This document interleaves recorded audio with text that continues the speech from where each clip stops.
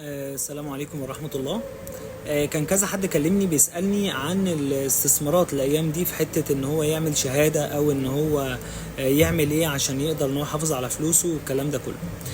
أولا يا جماعة، حتة الشهادات فيها شبهات كتير وفيها حرمانية أو ناس حللتها وناس حرمتها. فيعني النبي صلى الله عليه وسلم قال فيما معناه اجتنبوا الشبهات، يعني فخلينا بعيد عن الكلام ده. والحاجة التانية والتالتة اللي هقول لكم عليها دلوقتي في عجالة هي دي فيها مكسب أكتر من الشهادات. لو انت النهارده معاك راس مال وخايف تعمل مشروع والمشروع ده تكلفه كتير ومش عارف هتكسب او هتخسر او الكلام ده، فانا رايي ان انت لو معاك 20 قرش اشتري ب10 ذهب كسر، اللي هو الذهب المستعمل، بتبقى مصنعيته 20 و30 جنيه و40 جنيه اقصى حاجه. تمام. وتشتري ببقيه الفلوس عربيه، وسهل جدا تشتري عربيه. تدور على النت تقارن، تعرف العربيه مثلا سعرها في حدود كام، وتشوف حد تاخد العربيه مركز فحص تفحصها ب 500 جنيه وتشتريها، يا اما تستغلها ان انت تأجرها او ان انت توقفها تستفيد منها.